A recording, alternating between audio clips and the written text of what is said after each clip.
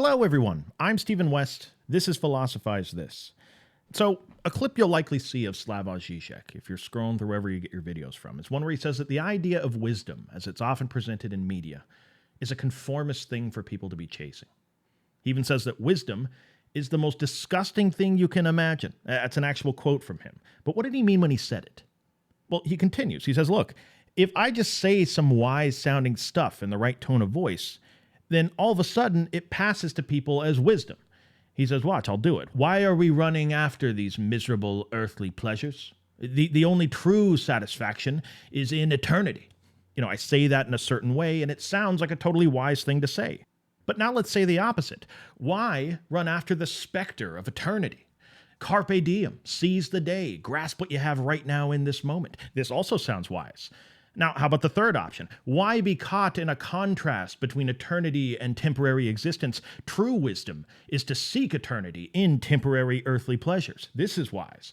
Then I can say the fourth variation. We are forever condemned between these two things, and a wise man accepts this. Whatever I say, he says, you can sell it to people out there as a wisdom. Isn't it interesting that wisdom itself can be used like that as sort of a tool? Having 4 episodes on Zizek before this one should at least make it cautious about judging what he's saying here too hastily. He's obviously not saying that he's against developing your understanding about life and reality and then experiencing that there are different, deeper levels to that understanding. What he's against is the concept of wisdom itself as a fixed universal. The idea that there needs to be some easy-to-digest, marketable, common-sense thing that is wisdom, something that regardless of whatever circumstances you find yourself in, that this wise insight is going to be the thing that guides you to the right decision. Because to Zizek, this whole way of thinking about reality where we come up with common-sense takes on the way the world is just too simple. As much as it would be great if it was, reality isn't a simple thing the more and more you look at it. You'll see parallels to other things he's had a problem with people oversimplifying that we've talked about on this series so far. Your identity as a static, fixed thing. Social relations as static, fixed things. Institutions like a school or the government as static, fixed things. Well, so too with wisdom. There's this obsession that some people have with nailing down a static, universal definition to things, coming up with some ultimate definition that everything seems to stem out of. People will do this with wisdom, and when they do, it's disgusting to Slavoj Zizek. Because think of what actually happens.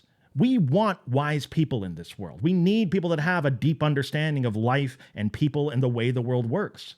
But when you give someone this easy-to-digest, marketable take on what wisdom is that fits into a YouTube short or a TikTok video, when they feel satisfied by that and go and use it in their lives, the real consequences of that is that fewer people are actually engaging with the real complexity of how the world works. They think, if I can just memorize what Confucius would have said when his DoorDash took 3 hours to show up, if I can just cosplay as Marcus Aurelius all day, then I'll have to be wise. But again, what really happens is that this effectively cuts people off from the depth of the real problems we face as people, and they end up living at this surface level, feeling very wise, without any of the depth of experience that true wisdom requires.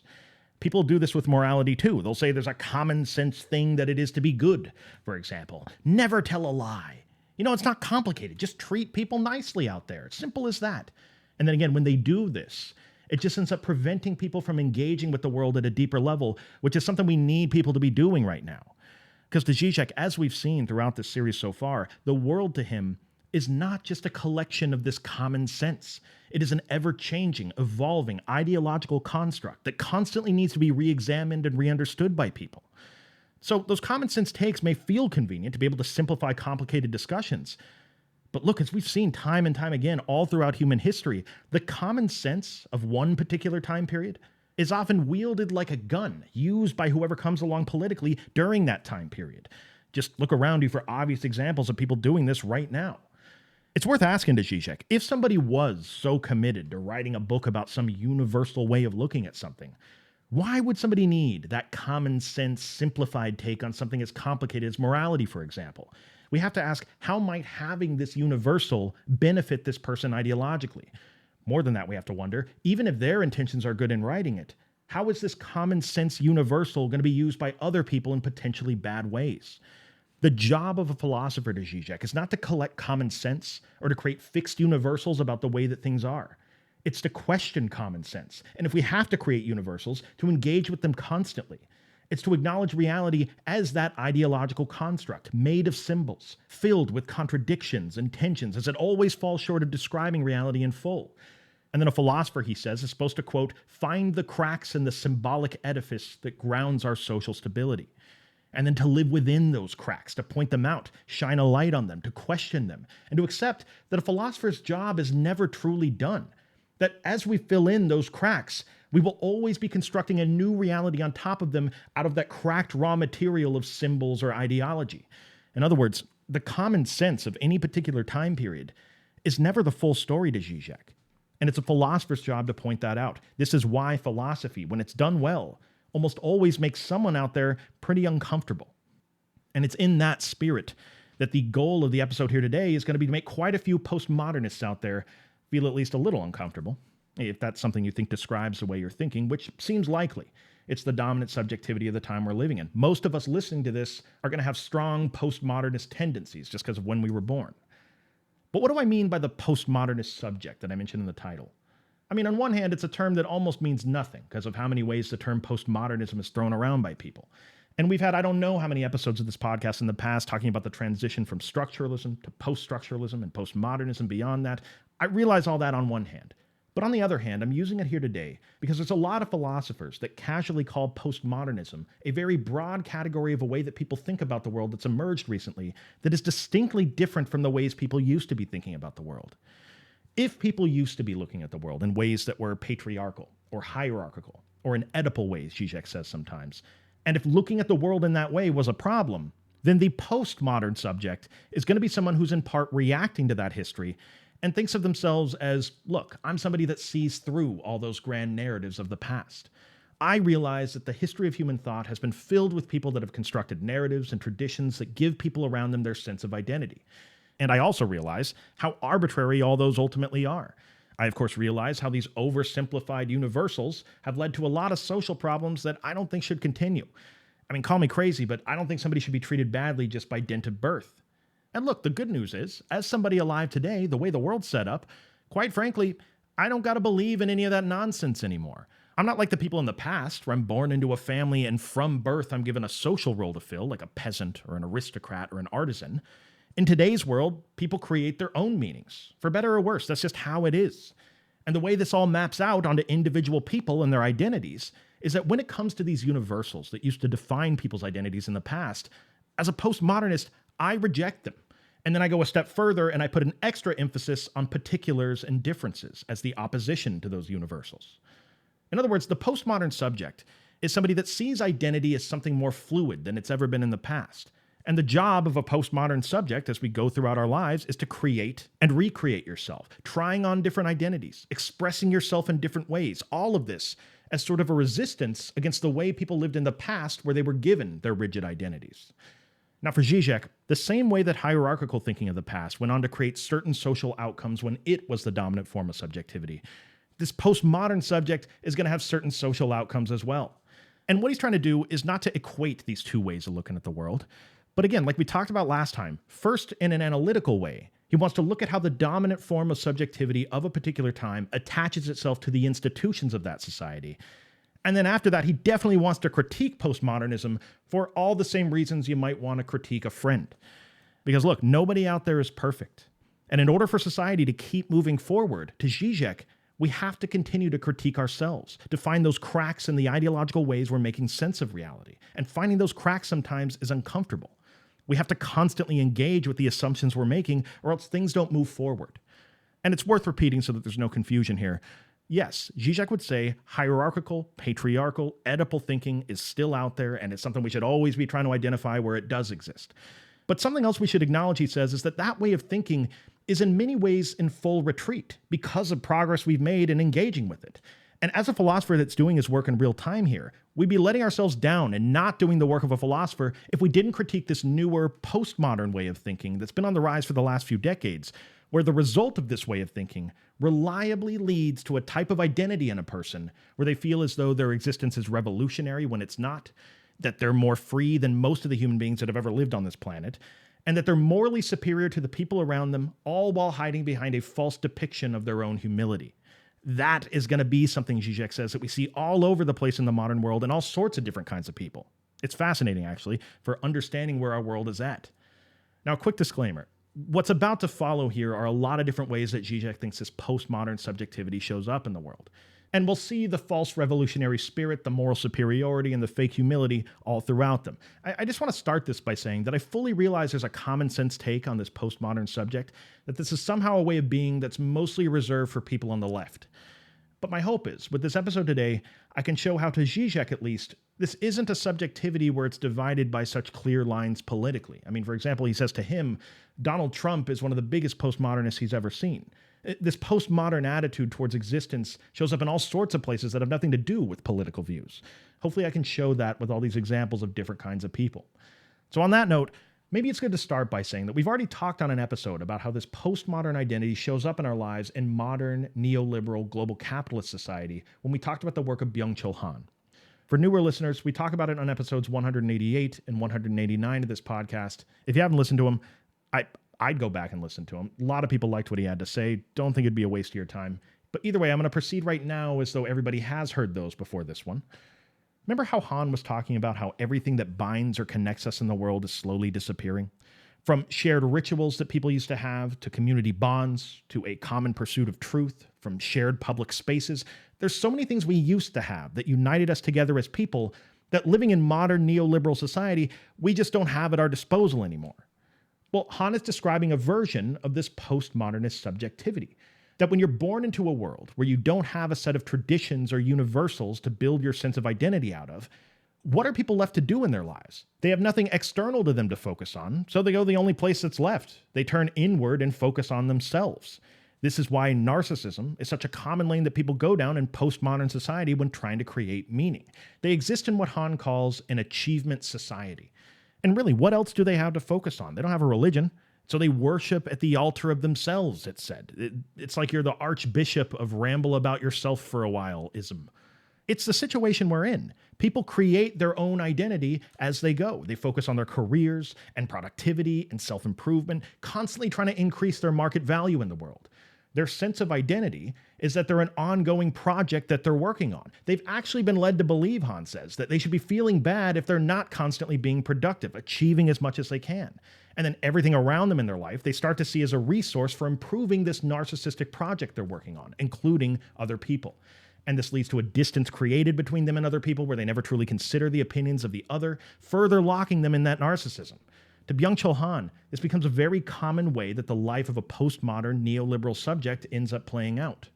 And to Zizek, when you consider this postmodern attitude, that identity is something that's fluid, where it's your job throughout your life to constantly create and recreate yours, Zizek would say that this is yet another aspect of this new kind of subjectivity that more or less fits perfectly within global capitalism as a religious economic system.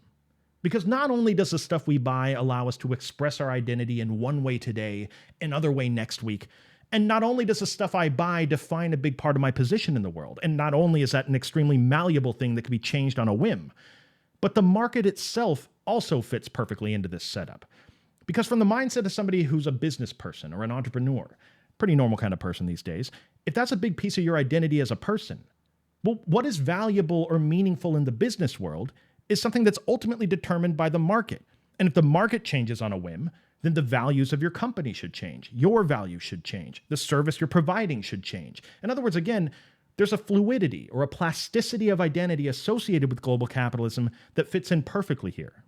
But anyway, keeping in mind how this all plays out in the common career paths of people, someone could ask, what are some other examples of the way postmodernists line up with the things we see around us? What's an example of that moral superiority and false humility you were talking about before? I want to hear about it. Well, okay, calm down. The other day I was looking at a meme. It was a meditation meme. It's a picture of a guy. He's in the lotus position. He's got his fingers touching together on his knees, because apparently that's how you meditate when you've reached a whole new level of transcendental cringe. But anyway, the meme shows the inner dialogue of this guy who's meditating. And he says, finally, I've been meditating every day for 2 years of my life, and I've finally gotten to the place where I've transcended my own ego. I now realize how much my ego is just an illusion. And look at all these morons around me that are never going to get on my level, trapped inside of their little monkey minds over there. This is a great visual example of the kind of inner dialogue that dominates postmodern thought. It's an extreme example for a reason. Of course, I realize this isn't what everybody's thinking when they meditate. But if you consider how popular meditation and contemplative practice has become recently, and how much it appeals to people living today, is it a coincidence that practice is centered around the illusory nature of the ego or identity? Observing your own thoughts, noticing how you're ultimately not creating them? Is it a coincidence that this way of thinking has become so popular in marketplaces dominated by postmodern subjects? Zizek would say no. And look at the other side of it. At least in our example, the meme, that somebody felt was such a common experience that they would make a meme out of it. This is a person that has a front they're putting up of humility about their own ego, but that internally has a feeling of moral superiority over others. This person often feels like they're more free than practically every human being that's ever lived because they've figured out the mind hack to escape the prison of their monkey mind and these outdated ways of seeing their moment-to-moment identity. Once again, a fluid subject, seeing themselves as defining their identity from moment to moment, with a feeling of moral superiority hidden behind false humility, feeling as though they've achieved a level of freedom that's unprecedented for the average person. Let's give another example of something that illustrates this, and also gives us a place to talk about what Zizek thinks is the mistake that's being made in this way of thinking. How about another classic postmodern cliche? How about the kind of person that slaps a coexist bumper sticker on the back of their car, or their electric scooter? Now, on one hand, salt of the earth, this person. Saving the world, driving around modern, tolerant society saying how everyone out there should just get along better. Fine individuals for sure. But Zizek says, think of what they're actually doing there. It's a move you'll see all throughout these examples. It's a key to understanding what they're really doing. They're trying to create a universal out of the fact that supposedly there isn't any universal. In other words, the coexistence bumper sticker says that there's no culture out there that's universal. It'll have a Christian cross next to a hammer and sickle, next to a Star of David, next to a McDonald's logo. And we're all supposed to look at these different ways of seeing the world that are battling against each other and think, wow, these people, they're so confused and naive. Look at them all battling it out for their culture to be the universal way of looking at things. But not me. I get it. All these people are fighting, but all of them are actually equal. They're all condemned to battle against each other in a world where I at least realize the truth that nothing is in fact universal. So I guess maybe they should all just learn to get along better. But do you see what they just did there? They just made a universal out of there not being a universal. As Zizek says, this post-patriarchal, nihilistic type of subjectivity generally sees the world as mass chaos, mass difference. Everything about reality is ultimately absurd, is another popular one. And again, they realize the long history of people creating what they see as false universals to try to make sense of all that chaos. But again, because they don't want to do that stuff anymore, what a postmodernist does is claim to reject all universals and focus instead on particulars, differences, individual identities. It's been called an identitarian movement before because it rejects those collective universals. This is also why it's been theorized that identity politics is such an effective thing at controlling people's thinking on both sides politically during this particular era. We'll get into that more in a second, but just to tie together the philosophical side of this, to Zizek, the mistake of postmodernism is that in claiming to reject all universals, they end up making the struggle between differences into a universal of its own. So an important point to realize here for Zizek is if the common sense criticism of postmodernism these days is that it's a problem because it eventually just devolves into relativism, then to Zizek, no, that's not actually what it is.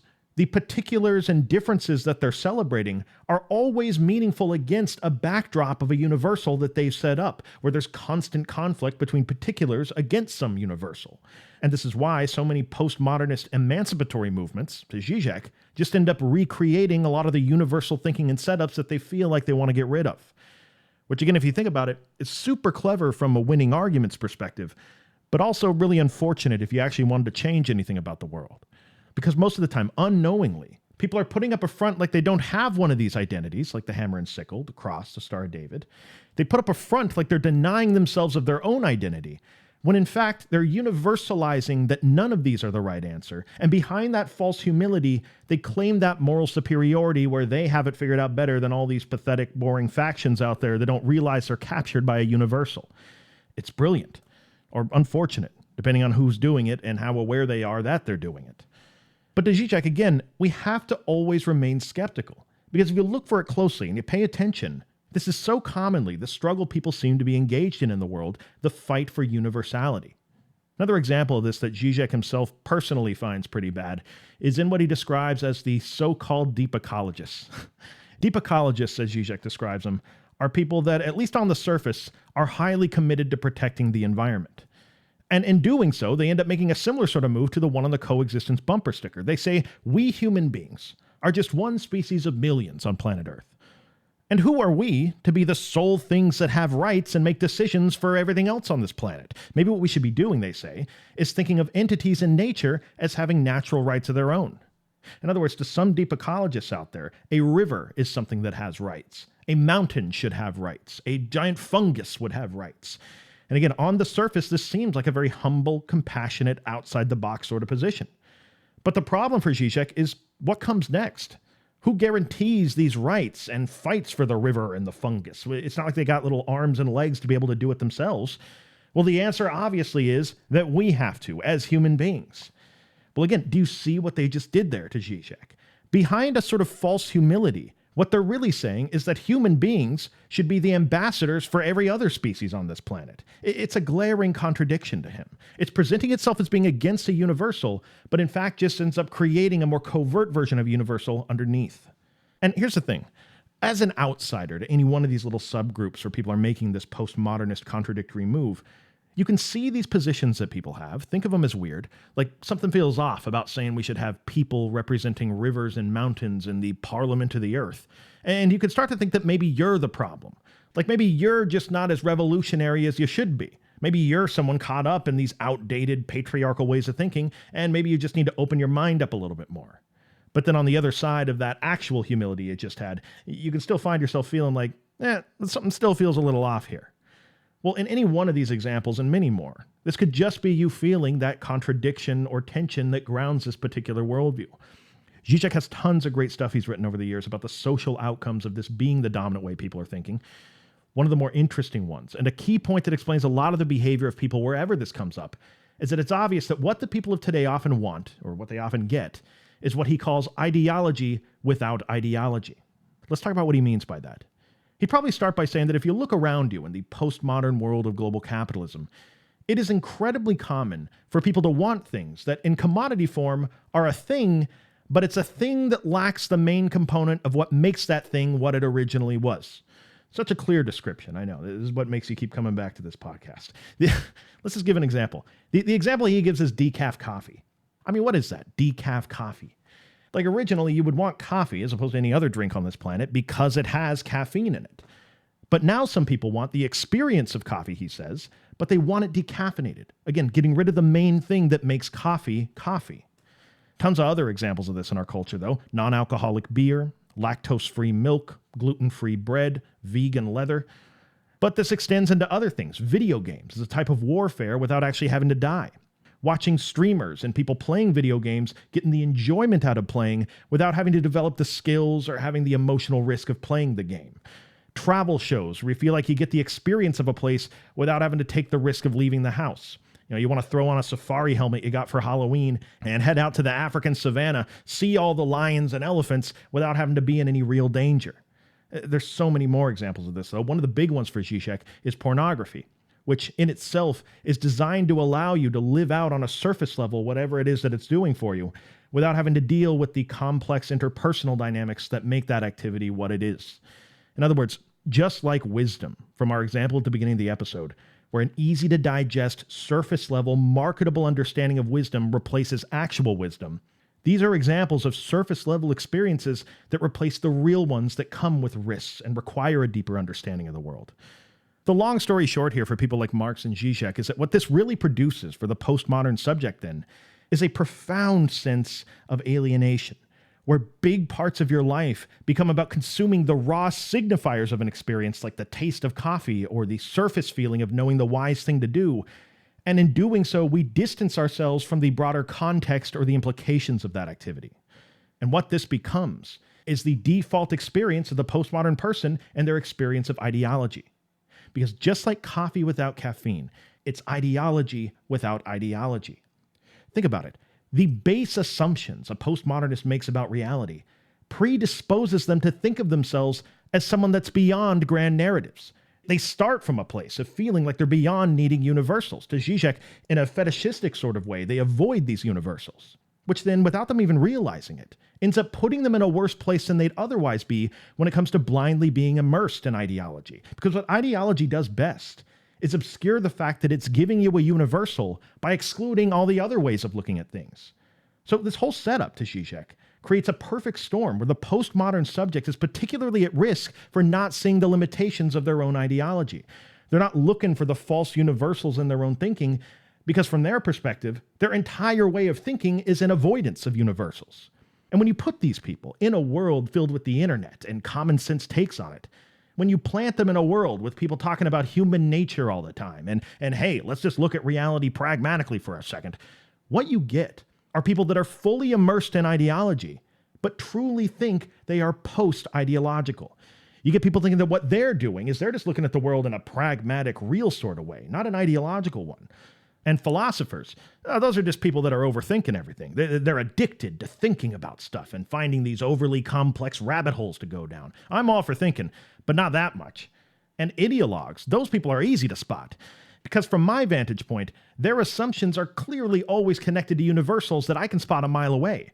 But not me. I don't have universals. Again, ideology without ideology. Another trap that's common for a postmodernist to fall into is the trap of moderation. They can think that when it comes to any political situation that's going on, well, the problems are always in the extreme people on either side of an issue that are captured by a universal, that you can always spot when someone's way too far to the left or way too far to the right. But what I'm going to do, as someone that's beyond these grand narratives, if I just stay somewhere in the middle, seeing the merit of both sides, constantly playing the peacekeeper, saying, let's all get along, well, it certainly may keep things calm right this second, but to Zizek, all you're really doing there in practice is supporting whatever the current political party is that's in power right now. You're keeping things the same. Moderation becomes a universal of its own. But sometimes, Zizek, when things are bad enough in a given society, sometimes we need to be able to embody radical positions if we want things to continue getting better. But that said, there's a whole other way of getting out of this difficult place of seeing the bad in the world and then feeling like you need to take revolutionary action about it. It's something far different than moderation, and as it turns out, it's something far more common among people today than moderation. Just like there's coffee without caffeine and there's ideology without ideology, for Zizek, when it comes to changing the world, for a lot of people with this post-patriarchal nihilism, what they end up seeking is revolution without revolution. And this is all the obvious things you no doubt suspect when hearing that. This is the superimposing of the flag on your profile pic in solidarity. This is the donation of money to a charity claiming to help the victims. This is going to a protest, marching down the streets, blocking traffic, coming up with a little nice rhyming Dr. Seuss poem to chant with your friends about how mad you are. This is surface level, marketable revolution, without all the risks and implications and work required to be actual revolution. And this detached, disenchanted spirit of revolution gets captured by larger social processes as well. Slavoj Zizek talks about Martin Luther King. And he says, if you read his speeches and his books, he barely ever actually talks about something like tolerance. There's this confusion, Zizek says, that most white liberals have when they think the main goal to bring about racial equality should be for problematic white people out there to become more tolerant of black people and their differences. But Zizek says Martin Luther King wasn't marching around saying that white people need to be more tolerant of black people. If you pay attention, he was asking for specific, concrete changes to law and economic policy that would address this inequality directly. It was a very clear thing to ask for by Dr. King. And by the way, if there was more effort to bring about those real, concrete economic changes like that, maybe things would look very different today. But instead what happened, Zizek says, quoting the work of Dr. Nikki Houston, is that white liberals changed the discussion from a question of concrete economic policy to one of tolerance, where now the problem exists up in people's heads somewhere, in a place where no one can see. It's ambiguous. Even if you say you're not a racist, well, maybe you just need to go to your therapist and try to work out some of these implicit biases that you don't even know you're carrying around. The problem becomes this unsolvable thing where it's nameless and faceless, and now people's job is to go around policing other people's thinking rather than actually bringing about structural change. Again, revolution without revolution. And not surprisingly to Zizek, the exact kind of situation that emerges where it expresses all the outrage at the way that things are and could be a lot better, but it does it in a way that doesn't mess with the global capitalist economic status quo. And again, not in a conspiratorial way, but this is the aggregate of everyone's decision-making when they're simultaneously just trying to do what's best for their family and caring about others in this type of system. This postmodern trap, though, leads to other big problems, he thinks, and things like political correctness, where he thinks that the reflex to say things in a way that removes the harmful reality of things mirrors the sort of surface-level engagement that's embodied by wisdom without real wisdom, or coffee without caffeine. For example, on my LinkedIn page, when you set it up, you got to put in a work history, because apparently that's really important. And before I did the podcast, I just worked at a grocery store. And for the first year I was there, I was a courtesy clerk, which means a big part of my job is going and cleaning the bathrooms. So for my job title on LinkedIn, just describing what the job was, I said that I was the toilet scrubbing manager, extraordinaire, or something like that. Just having fun with these euphemistic, politically correct job titles. But to Slavoj Zizek, the reality of that job was that for $7.35 an hour, which was pretty good at the time, I was scrubbing human feces off the toilet, then going and bagging people's groceries and sending them home so they'd have something else for me to scrub off the next week when they came in. This was the reality of the situation, and toilet scrubbing manager extraordinaire doesn't really convey the real place I existed in the economic setup of that time. Now, that example aside, think of all the ways political correctness is used to shield people from the true reality of what's otherwise being said. Should we just not talk about this stuff? Find more easy-to-digest, marketable language that makes people feel better about the way the world is, or the ways real people refer to things in the world? Political correctness, just like wisdom, often in practice, becomes a tool to keep things exactly how they are. And cancel culture, to Zizek, as an extension, in the name of diversity, equity, and inclusion, just ends up doing the opposite. It ends up excluding the people he thinks who are truly diverse from the common universalized narrative. Let's talk more about that tendency, though, because it's maybe the biggest thing we need to be aware of to Zizek as these postmodern subjects. It's that thing we ended last episode talking about that makes him a moderately conservative communist. What we need to always be considering, he thinks, is that political movements always have the ability to, and often do, devolve into their opposites. Even a movement like Buddhism, he says, that of every grand narrative on planet Earth is probably one of the most committed to simply the elimination of suffering.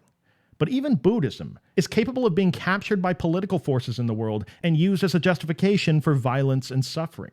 He cites the situation going on in Myanmar recently, where Buddhist rhetoric and symbology was used as a rallying point to justify violent action against Muslims. Now, his point is not to call out Buddhism or to paint it with a broad brush. The stuff in Myanmar was massively condemned by almost every Buddhist everywhere. But his point is more of a dialectical one, or a philosophical one. No matter what your cause is, no matter how far it seems away from something that could ever justify bringing the world into a worse place than it is now, it is the nature of ideology to obscure the possibilities latent in every way of thinking. And the only antidote, if there even is one, is for us to be aware of these things before they come up. But again, this is why there's reason to be concerned about the postmodern subject in particular. Because again, they are particularly susceptible to thinking that they're beyond any sort of unexpected turn to violence. And it's only through this sort of engagement with the pitfalls of the current dominant way of thinking that it will eventually evolve into something else, which will then have its own problems, which will evolve into something else, and so on and so on. But we still have the question of freedom. How does the postmodern subject see themselves as more free than every other generation before them? How does this subjectivity change the parameters that people use to think of what makes them free? Are we really free, Zizek? Well, the short answer from him is another direct quote. He says, yes, of course we're free. I'm not stupid. But the real question he thinks we should be asking is, what has changed about the ways that we're free? What has changed about the framework that we exercise our freedom within that makes the ways we're not free seem to us like more freedom? Also, what would it take to change the world if we wanted to? What does the future look like to Slavoj Zizek? Why is global capitalism something he thinks is doomed to fail? All these questions will be answered next time. I hope you have a great rest of your week. The baby's out of the NICU. Everything's good. And I hope you enjoyed this episode. By the way, thanks for all the great ratings lately on the podcast apps. It honestly helps a lot at spreading this around. But most of all, thank you for listening. I'll talk to you next time.